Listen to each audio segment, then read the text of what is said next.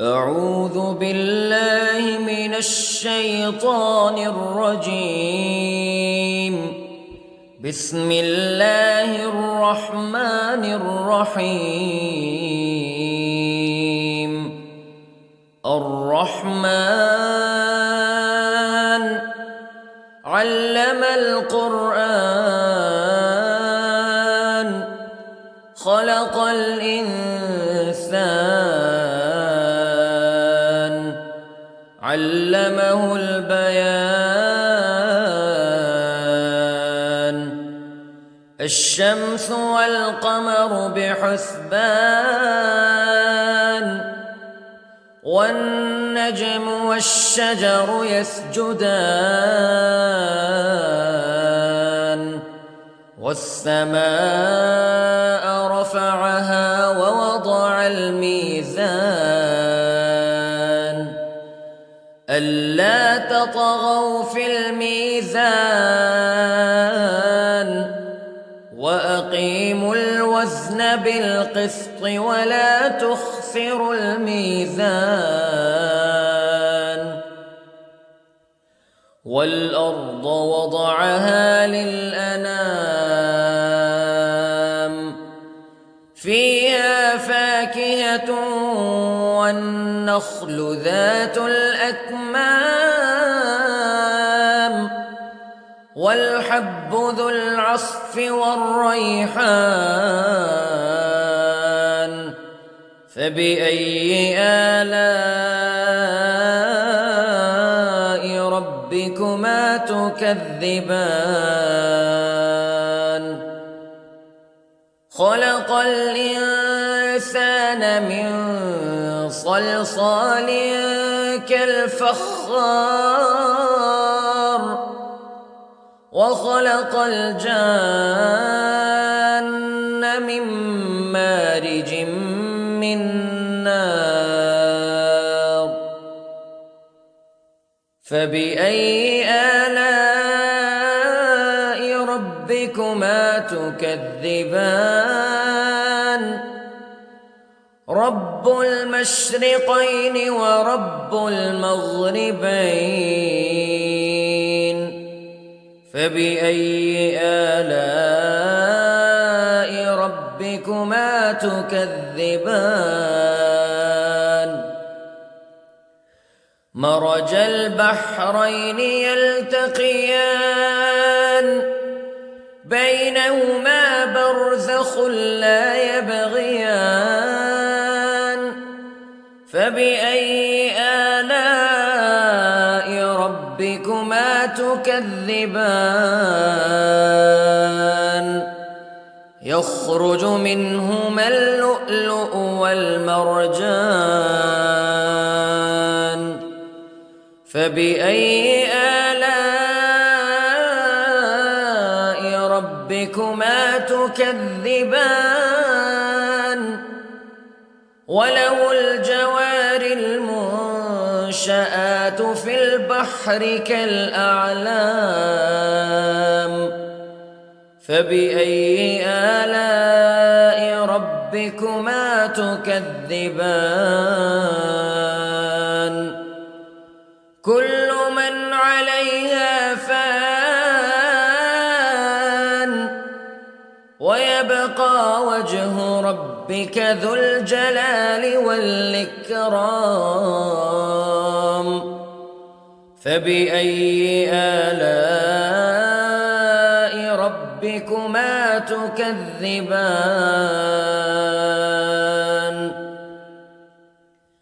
يسأله من في السماوات والأرض كل يوم هو في شأن فبأي آلاء ربكما تكذبان. سنفرغ لكم أيها الثقلان فبأي آلاء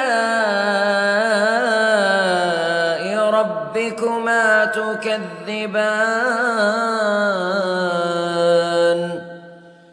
يا معشر الجن والإنس استطعتم أن تنفذوا من أقطار السماوات والأرض فانفذوا لا تنفذون إلا بسلطان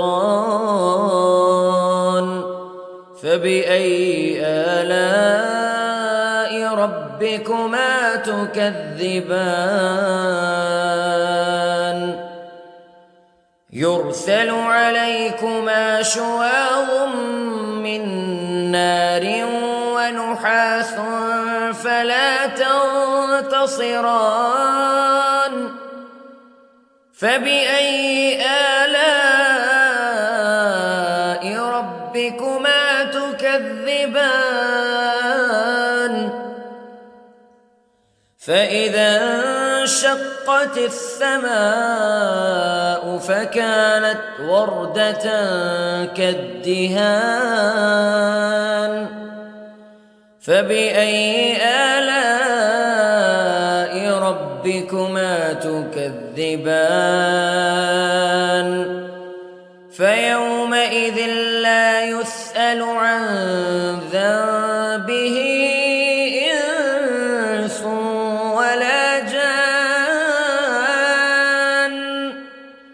فبأي آلاء ربكما تكذبان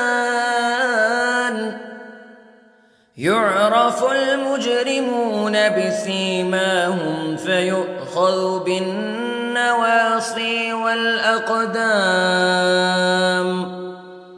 فبأي آلاء ربكما تكذبان هذه جهنم التي يكذب بها المجرمون يطوفون بينها وبين حميم آن فبأي آلاء ربكما تكذبان ولمن خاف مقام ربه جنتان فبأي آلاء ربكما تكذبان ذواتا أفنان فبأي آلاء ربكما تكذبان فيهما عينان تجريان فبأي آلاء ربكما تكذبان فيهما من كل فاكهة زوجان فبأي آلاء ربكما تكذبان متكئين على فرش بطائنها من استبرق وجنى الجنتين دان فبأي آلاء ربكما تكذبان فيهن قاصرات الطرف لم يطمثهن إنس قبلهم ولا جان فبأي آلاء ربكما تكذبان كأنهن الياقوت والمرجان فبأي آلاء ربكما تكذبان هل جزاء الإحسان إلا الإحسان فبأي آلاء ربكما تكذبان ومن دونهما جنتان فبأي آلاء ربكما تكذبان مدهامتان فبأي آلاء ربكما تكذبان فيهما عينان نضاختان فبأي آلاء ربكما تكذبان فيهما فاكهة ونخل ورمان فبأي آلاء ربكما تكذبان فيهن خيرات حسان فبأي آلاء ربكما تكذبان حور مقصورات في الخيام فبأي آلاء ربكما تكذبان لم يطمثهن إنس قبلهم ولا جان فبأي آلاء ربكما تكذبان متكئين على رفرف خضر وعبقري حسان فبأي آلاء ربكما تكذبان تبارك اسم ربك ذي الجلال والإكرام